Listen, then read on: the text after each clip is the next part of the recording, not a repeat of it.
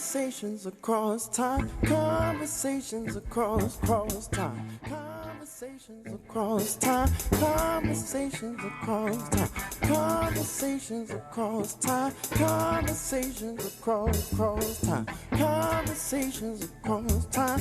Conversations across time. Conversations across time. Conversations across time. Conversations across time. Hi, I'm Mark Hoffman. You probably have seen me portray many characters on Conversations Across Time, but in real life, I'm a history teacher. I want to introduce tonight's Conversations Across Time. The panel includes Roy Cohn, counsel for Senator Joseph McCarthy during the McCarthy hearings, Fidel Castro, Premier and President of Cuba, Paul Robeson, All-American football player, Hollywood star, and socialist, and myself portraying Karl Marx. Stay tuned for a show that is very provocative. It will show you panic, persecution, and a discussion of freedom. Welcome to Conversations Across Time.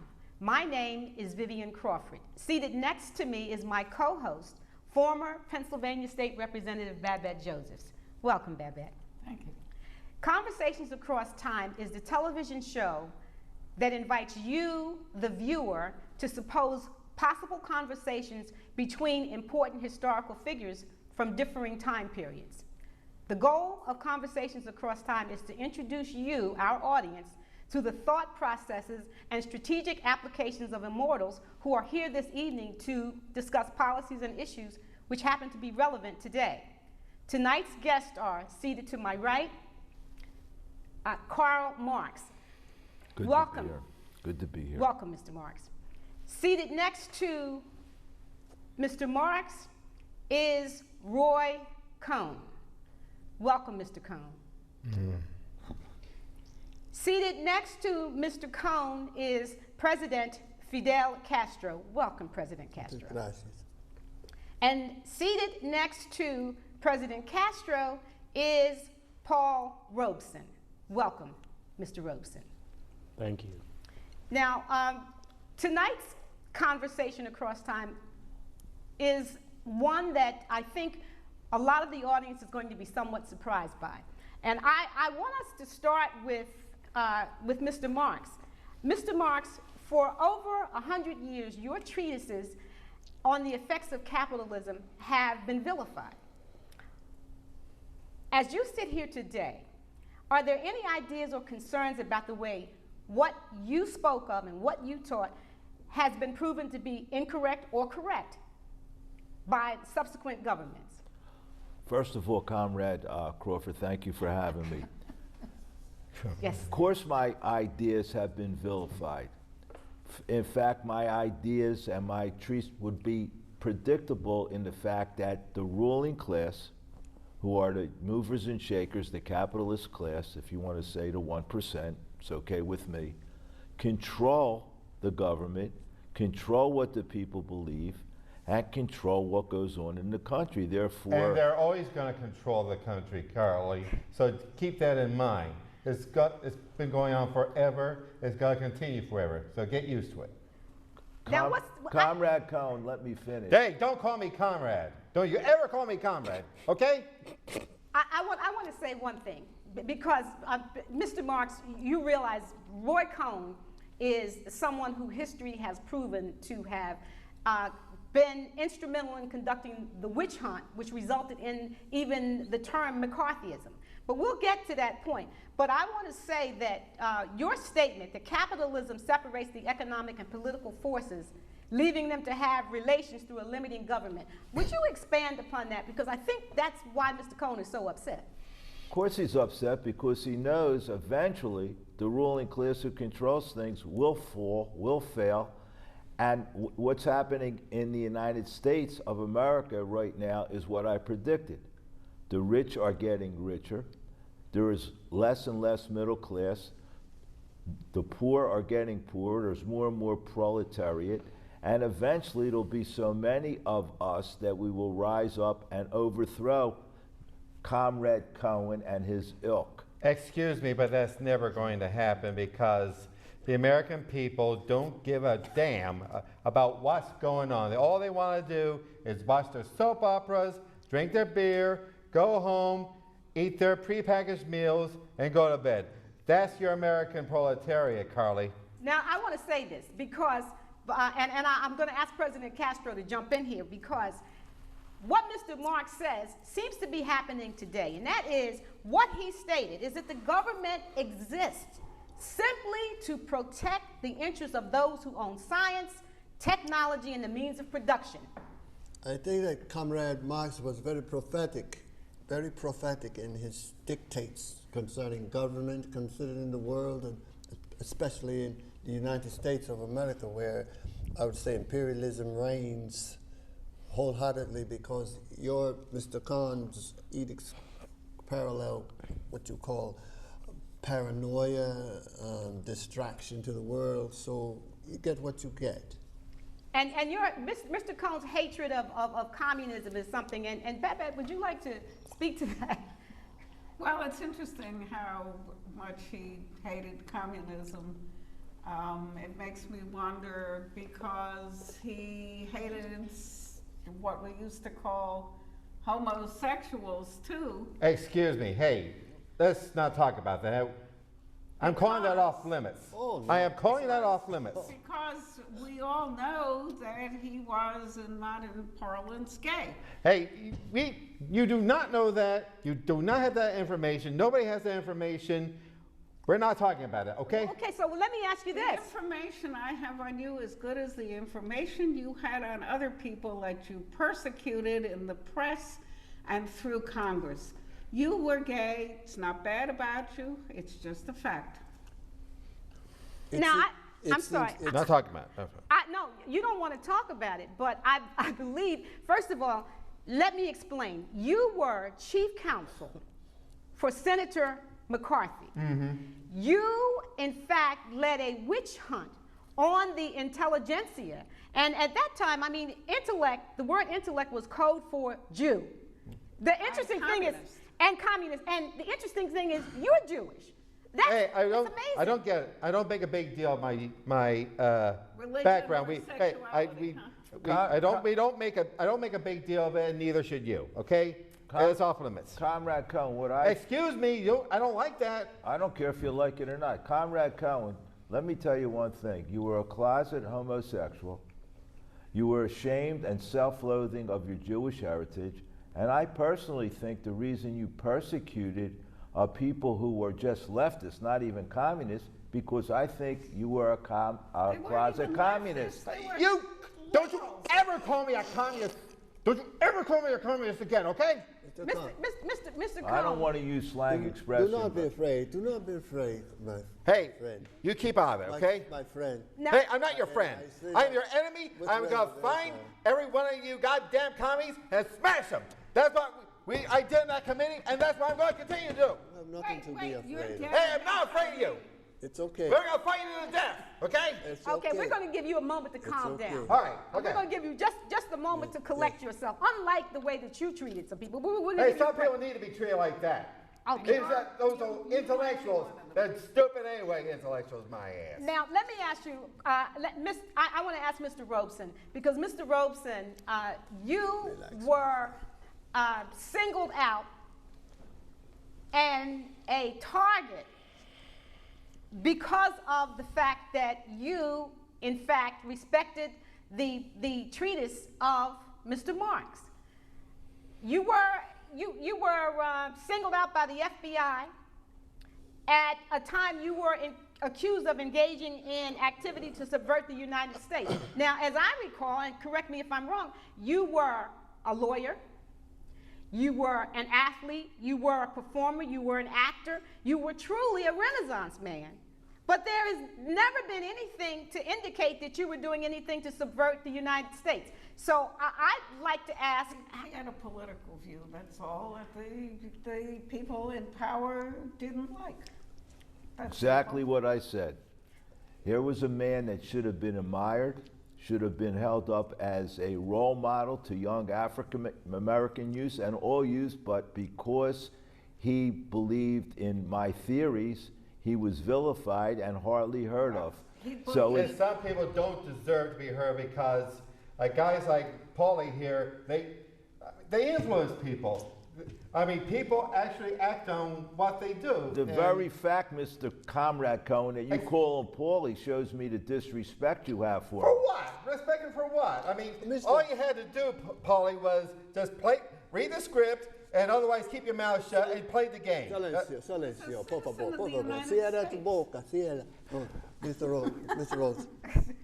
Mr. Marks, I think that you will find that you have ample opportunity to patronize and demean your neighbor on the panel by simply elongating the final consonant into his name so that it sounds like Roy.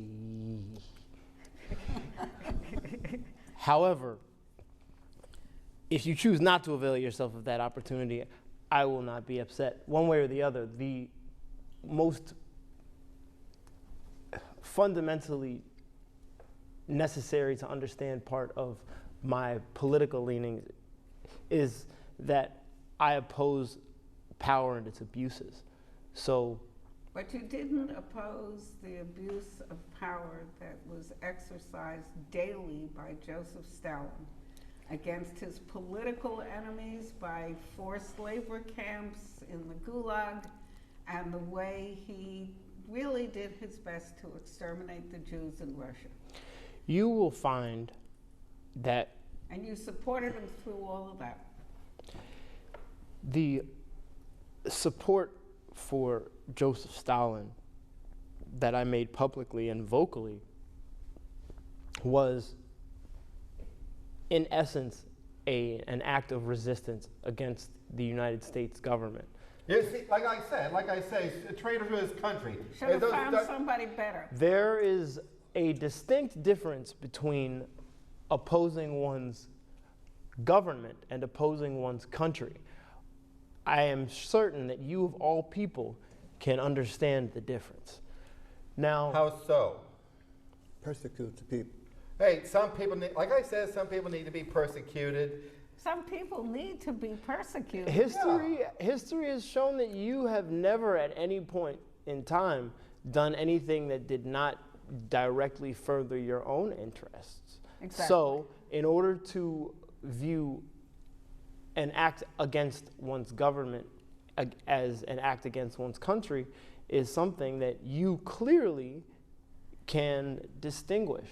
The cause of what was later called McCarthyism was nothing more than an elaborate campaign of persecution that you waged in order to further your own political and commercial interests. And enhance the electability of the senator for whom he was working.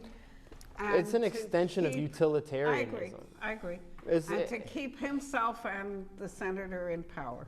That's all. Hey, whatever works.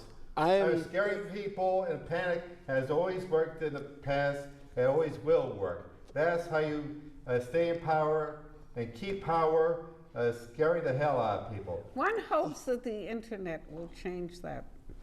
You gain nothing If from they know how to use it. you gain nothing from your useless power. Look what happened to you. Yeah, that's true. Look what happened to you. Fidel is still alive.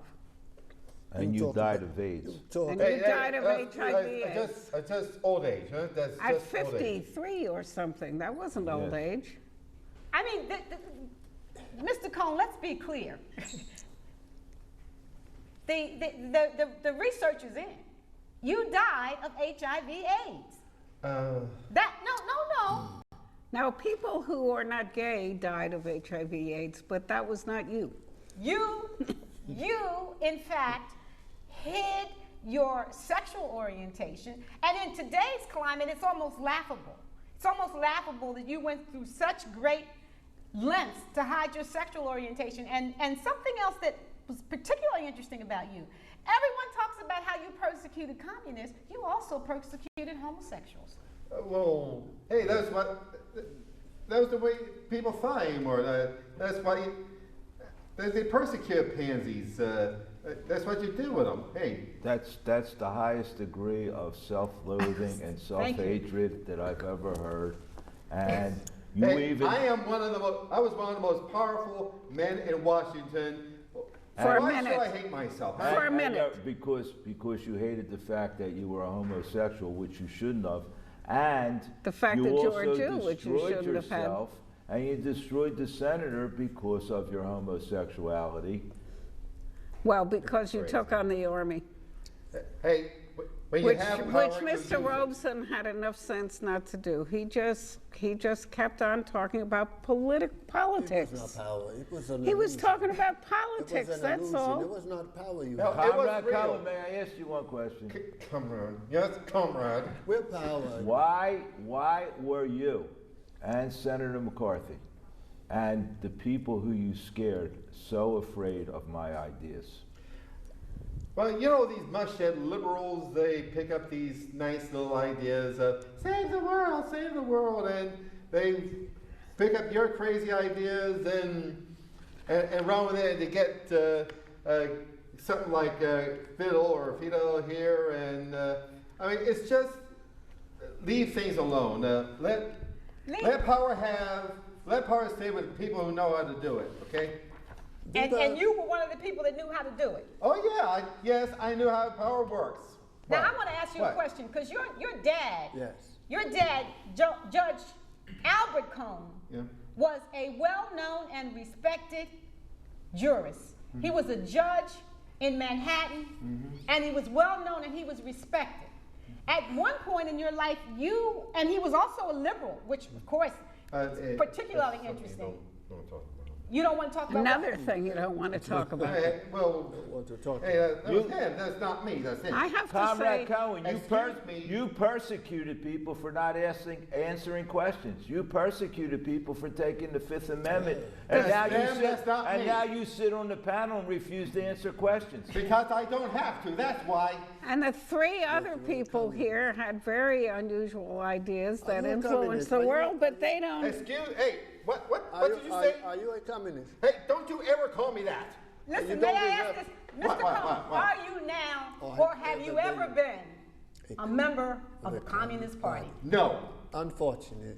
Those were the words which you attacked so Countless many people, witnesses countless so people. that appeared before you. But I want to bring Mr. Robeson in because my question to Mr. Robeson, as an African American, there's an adage that I can remember my grandparents saying, and that was last hired and first fired.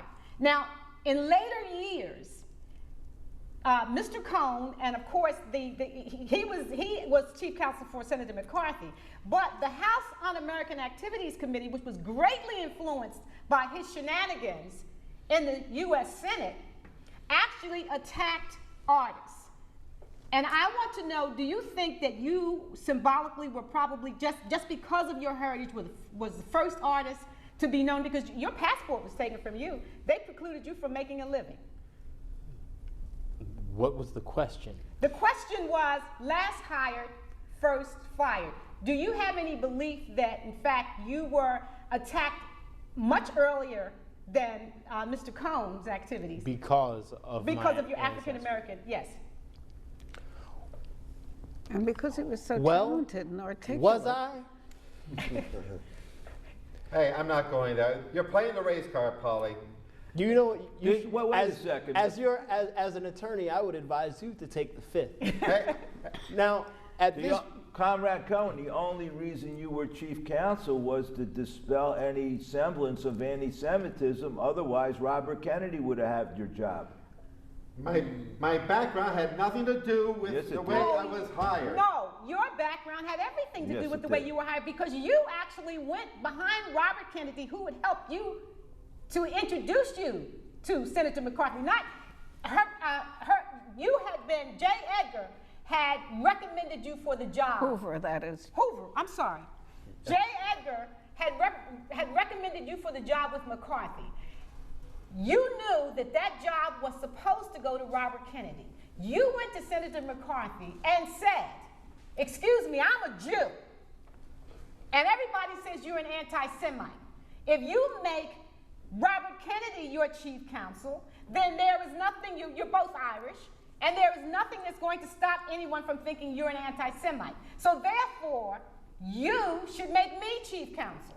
And that's how you became chief counsel. Yes, you would have been working in that office, but you wouldn't have been chief counsel. Hey, call what you want. Call Well, what you we want. don't. Hey, we don't care. We Who is don't we? care what you Who's think. we? There's people running the country, and they don't give a goddamn what you wishy-washy mushbag liberals think. We're going to ignore you. If you get in our way, we'll smash you. Wait, the army smashed you. Finally. The problems of America. Finally. But we were talking, I think, So bad, so bad. to Paul Robeson about. You are. Yes. And you were We were trying to rudely answer a interrupted. question. Yes. We'll always interrupt you, Paulie. What is Paulie? This guy here. Guy? Yeah. That is the way you respect people. Hey, I don't have to respect the communists, okay? Our beloved companion on this panel has deluded himself into believing that I want a cracker. Oh, he's, However, I assure you that I do not want you, Mr. Cohn. Now, Although Mr. Hoover did, and your buddy Roy Shine did, and your buddy Excuse McCarthy me, did. but David Don't Shine, do- I think. hey, I said we don't go there. We don't talk about that. are you, I say, flirting with him? Pardon me? I don't know. Hey, you don't call me a pansy, boy. I don't say that. I said, are you flirting? Hey, I don't like that, okay? I have been happily married for most of my life. I realize that that might not deter you, but I want you to know that I officially am not interested. You like him? Don't try it. You'll get me steamed, okay? You want me to stand out of the way? Yeah, if you would, please. I'm tired of you. So, Mr. Robeson, I was first trying to get from you your sense as to why Comrade Cohn was so frightened of what you represented. Because as an artist, You're all pansies anyway. all artists are pansies. Self-loathing. Yeah, all those, you know, I mean, you go down Greenwich Village, all those arty types, theater types, they're all lighting the loafers. All of them. Comrade Cohn, you're the most self-loathing, self-hating homosexual I ever came in contact with, and I haven't come in contact with that many, but you are. Can we get an intelligent answer from someone Who's intelligent? Allow him to speak for a moment. Let talk. I don't give a Counselor Crawford, I would like to get down to brass tacks. Please. Are you suggesting that Roy Cohn's aggression against me specifically was rooted in a fetishizing lust for my African masculinity? Could be. Oh, you're really getting into it. Could now, be. Paulie. Well, if, But we probably think more likely that you were symbolic of groups of people that are easy for lightweight intellectuals like Roy Cohn to stigmatize. Right. You're getting, Your you race, two bros are getting me Your- steamed. your race, particularly your art, your fact that you were articulate, very intelligent, very well educated, you know, all of the things that got Roy Cohn crazy. And we think that maybe he was after you for all of them. I would like to, at this point, defend Mr. Cohn. Don't do me no favors. It is entirely unfair for you to call him a lightweight intellectual. I think he was, at very least, a middleweight intellectual. All right, I give you that. Well, I should thank you. yes, and I do so much appreciate the dry humor in that, Mr. Robeson. Mr. Cohn went after the artist community specifically. And you influenced the House Un-American Activities Committee. That's how, like I said, I was powerful. And power is exercised. I know how power works. And So I want to ask a question. I want our audience to get the full breadth of the level of your mendacity And that is, you and your friend David Shine went around to military bases, looked at the bookshelves that were in libraries, and had a book burning. And one of the books that you and one of the historical personages that you took issue with was Robin Hood. Robin Hood. Now, I just wonder what that was based upon. Envied the band of merry men, perhaps? Well, that's what I'm thinking. Well, No, somebody's. No, it's Yes. his hatred of my theory, because Robin Hood said, take from the rich and give to the poor. No, it's actually take from the people who work and give it to people who don't work. That's the Robin Hood story for you. Other people think it's in my 'cause all theory, those- at the time of Robin Hood, the feudal lords controlled everything. They controlled all the wealth, so they didn't work. The serfs worked. So what you're saying, Mr. Cohen, is totally misspoken. I called you Mr. I apologize, Comrade Cohen. And it's totally misspoken. And It's they wrong. didn't work at all. They didn't work a day in their life. They hunted. They caroused. They had their drank nails meat. done and their hair fixed. Right, they didn't work at all. So what you just said is totally incorrect. It makes no sense, and it falls right into my theory. They lived off the surplus value of the labor of the serfs. Now put that in your sleazy pipe and smoke. And one of the other things that Mr. Robeson just said is that perhaps you had envy of the fact that Robin Hood was popularly characterized as traveling with a band of merry men. Maybe that was what secretly you and McCarthy. Somebody who, Monty Python or somebody said it's because they wore tights. Maybe that was it. What do you think, Like I comrade? said, I'm not going there. Well, why did you destroy that book? You still haven't answered the question. Yes. What was wrong with it? It was giving a false impression that the way you change society is to steal from people who work and give it to people who don't work. Who worked? Work. Robin Hood was a mythical, I mean, there are some people that say that truly there was a person by the name of Robin who existed and did, in fact, tend to try to right or balance the imbalance between the wealthy, the have and the have-nots. So I'm concerned as to Robin Hood is something that I submit most of our viewers would think this as a historical character who has brought a lot of happiness and has been made a mythical character over the years, and it's something that's particularly enjoyed, especially by children. Of course, you didn't have any children, so maybe that's why you just felt that Robin Hood was a dangerous book. A dangerous book. Because it exposed the evils of a class society, a Yeah. society where the rich live off the work of the poor. I think in general- And Robin Hood Hey, would have been before your committee, and you would have vilified him if you didn't destroy You the would've- book. yeah, you You would have would've- he would've vilified lost his Robin Hood job. before your committee. You would have accused him of believing in my theories, and you would have vilified him. And all he said was, "These people don't deserve a cent because they don't work. I'm going to give it to my merry men." And we're Hey, going to call what you will. redistribute it. It was a redistribution of wealth. Exactly. Of the people who own the property, the people who own society, own the means of production, like Carla here said, talks That's about. absolutely belongs- correct. It's the first thing you said I agree with. If you want to control a country, destroy education, make sure children do not read, make sure children don't read anything. President Castro, Yes. there are certain reforms that you made in Cuba that are still admired. One of them is the healthcare system. And which we should emulate here. What can I say? I think that in spite of the supposed suppression of embargoes and definitions of being communist and socialist and dictatorship, all of that proves nothing. We have a living society that demonstrates what the benefit of the people can be when people work together for a common good without deception. So we will ask you to come back and when we take up this conversation across time again.